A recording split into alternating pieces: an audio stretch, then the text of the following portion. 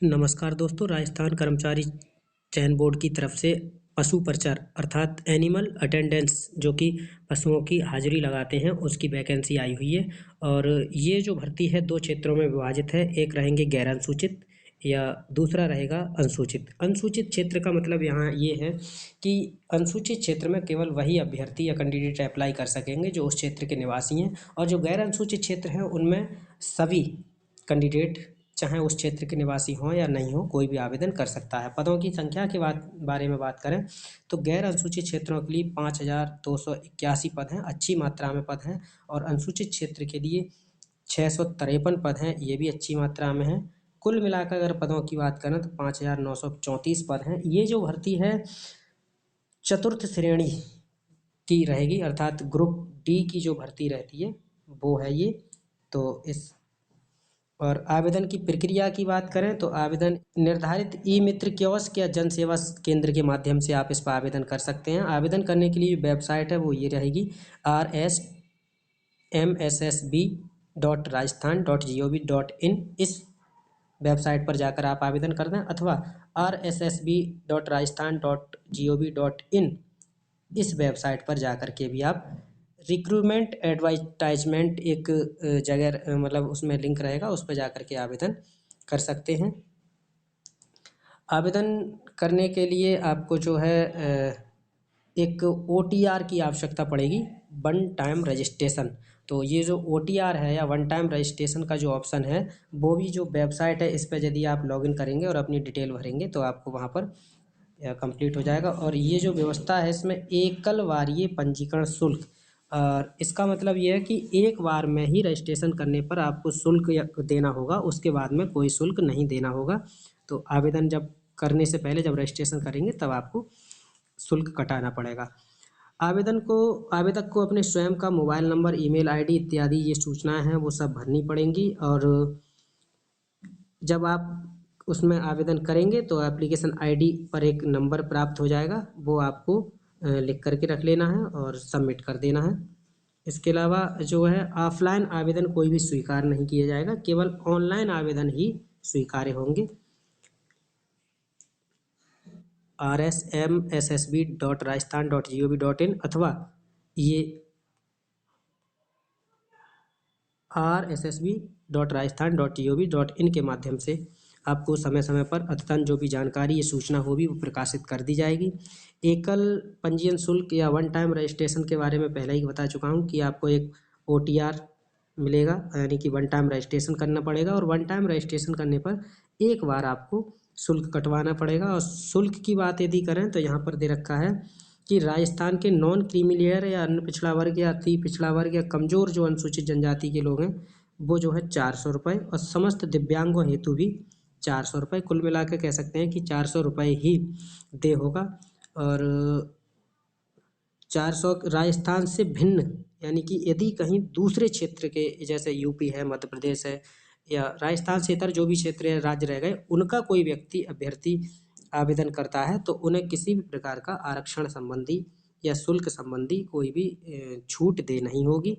उन्हें सामान्य अभ्यर्थी की तरह काउंट किया जाएगा। यहाँ पर दे रखा है सामान्य वर्ग का अभ्यर्थी माना जाएगा। तो इसका चलो ये तो एक नियम रहता ही है कि यदि कोई दूसरे राज्य का अभ्यर्थी किसी दूसरे राज्य में जाकर के आवेदन करता है, चाहे वो किसी कैटेगरी का हो, अनरिजर्व में ही मन होता है या गिना जाता है, लेकिन हाँ आवेदन कर सकता है। ऐसा नहीं है कि वो आवेदन नहीं कर सकता। तो इसमें यूपी, राजस्थान, मध्य प्रदेश, MP, भारत के किसी भी राज्य का अभ्यर्थी इसमें आवेदन कर सकता है।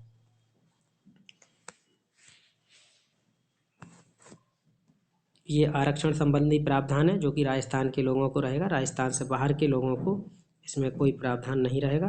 12 जिले की शहरिया आदिम जनजाति के जो लोग हैं अपनी श्रेणी से संबंधित कॉलम में स्पष्ट रूप से उन्हें लिखना होगा। यदि नहीं लिखते हैं तो उन्हें इसका फ़ायदा नहीं मिलेगा। इसके लिए चरित्र अच्छा होना चाहिए। यदि कोई एक्स कर्मचारी है तो जल थल वायु सेना में यदि सेवा की है तो उसका चरित्र अच्छा होना चाहिए। और भूतपूर्व सैनिकों के लिए 12.5% पद इसमें जो है सुरक्षित रखे जाएंगे, एक तरह से उनके लिए रिजर्वेशन रहेगा। ये उत्कृष्ट खिलाड़ी के लिए पदों की भी बात करी गई है। 2% जो रिक्तियां हैं वो जो अच्छे खिलाड़ी होंगे उनके लिए रिजर्व हैं।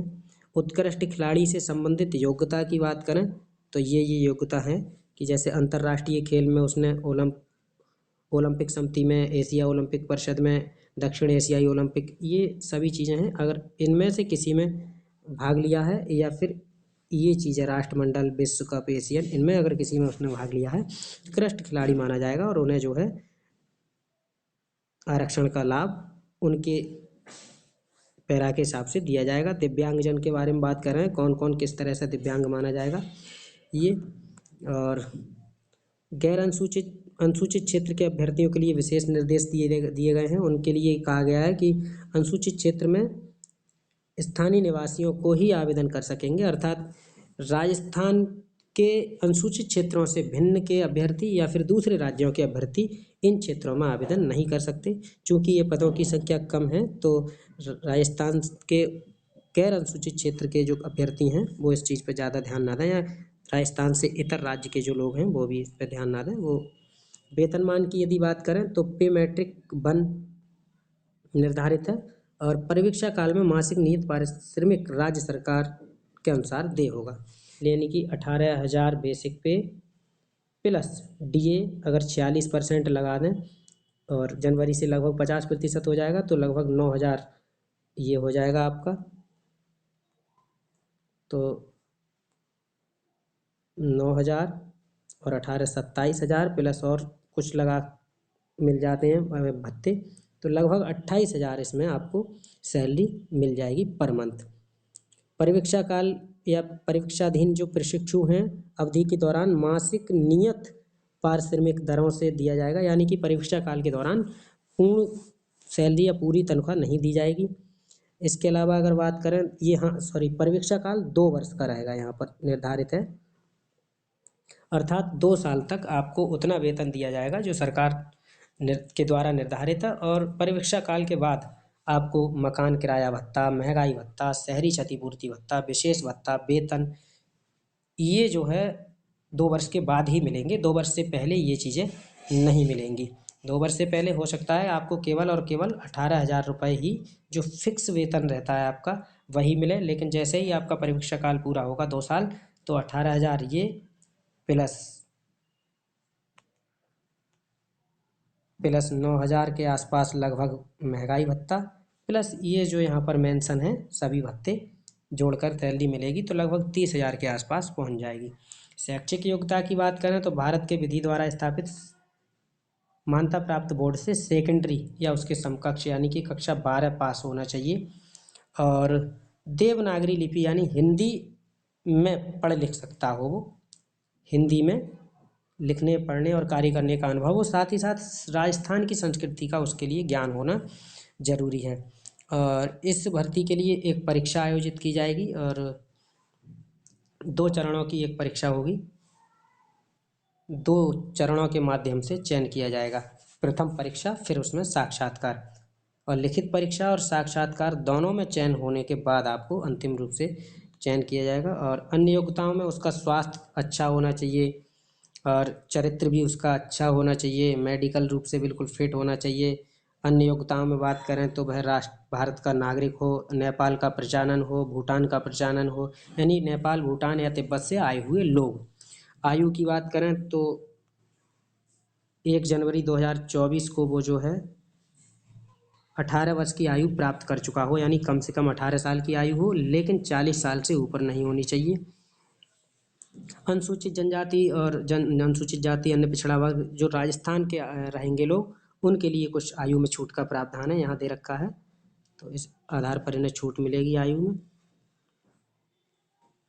और विवाह पंजीयन एक ये बहुत ज़्यादा मेन है बात या मुख्य बात है कि जो भी व्यक्ति इसमें आवेदन करेंगे उनके लिए विवाह पंजीयन होना जरूरी है, यहाँ पर कहा गया है अनिवार्य है, अर्थात जिनका विवाह पंजीयन नहीं होगा वो इसमें आवेदन नहीं कर सकेंगे।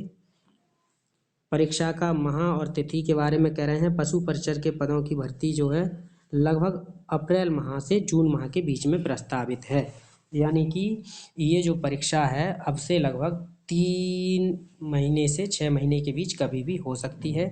और परीक्षा के लिए जो केंद्र आवंटन यानी कहाँ पर आपकी परीक्षा कराई जाएगी, या प्रवेश पत्र इत्यादि सभी जो सूचनाएं हैं वो, या प्रवेश पत्र कब से मिलेगा, वो बाद में आपको जो है वेबसाइट पर या प्रेस विज्ञप्ति के माध्यम से बता दी जाएंगी। और प्रवेश पत्र के बारे में आपको ईमेल के माध्यम से आपको सूचित कर दिया जाएगा कि अब आपका प्रवेश पत्र निकाल सकते हैं। एक एनओसी, जो व्यक्ति पहले से ही किसी सरकारी सेवा में या कहीं पर कार्यरत हैं, उनके लिए अनापत्ति पत्र या एनओसी की ज़रूरत पड़ेगी।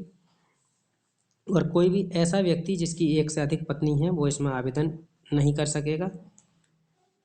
आवेदन कैसे करें यहाँ बता दिया है कि ऑनलाइन माध्यम से ही आवेदन होगा और ओटीआर की ज़रूरत पड़ेगी, और बिना ओटीआर के आवेदन नहीं किया जा सकेगा। ये वेबसाइट है। फ़ोटो या हस्ताक्षर किस तरह से करने हैं, स्कैन, ये सब यहाँ पर बताया गया है कि किस तरह हस्ताक्षर और फ़ोटो अपलोड करने हैं, कितने बैकग्राउंड का होना चाहिए, 50% से कम जगह घेरना चाहिए, अधिकतम 6 माह से पुराना नहीं होना चाहिए, रंगीन फ़ोटो होना चाहिए, और बैकग्राउंड सफ़ेद या हल्की होना चाहिए, फ़ोटो खिंचवाते समय चश्मा वगैरह कोई नहीं पहना होना चाहिए। जेपीजे फॉर्मेट में फ़ोटो जो है होना चाहिए, जेपीजे फॉर्मेट में यहाँ पर दे रखा है। काला या धूप का चश्मा नहीं पहना हो। फ़ोटो का साइज़ है 3.5 गुणा 4.5 सेंटीमीटर होना चाहिए। इसी तरह से ये दे रखा है पिक्सल के बारे में, कितने पिक्सल में होना चाहिए, 50 KB से 100 KB के बीच होना चाहिए। इसी तरह साइन भी आपके होने चाहिए। हस्ताक्षर अपलोड के बारे में भी इसी तरह दे रखा है कि जेपीजे फॉर्मेट में इतना इतना पिक्सल का होना चाहिए। तो इस तरह से ये यहाँ पर पूरी जानकारी हो गई। संशोधन के बारे में ये कह रहे हैं, जब एक बार सबमिट कर दिया जाएगा उसके बाद पता लगता है तो जो है निम्नानुसार जो है संशोधन किया जा सकता है, यानी कि 300 रुपये लगेंगे। तो यहाँ पर मैं एक ही बात कहना चाहूँगा कि फार्म भरते समय, आवेदन करते समय पूर्ण सतर्कता बरतने की आवश्यकता है। यदि फिर भी कोई गलती हो जाती है तो आपको 7 दिनों के भीतर 300 रुपये दे करके आप उसमें संशोधन कर सकते हैं। तो 300 रुपये के व्यय और टेंशन से बचने का एक ही तरीका है कि फार्म भरते समय ही सावधानी बरती जाए। तो ये हो गया आज का वीडियो। धन्यवाद दोस्तों, नमस्कार।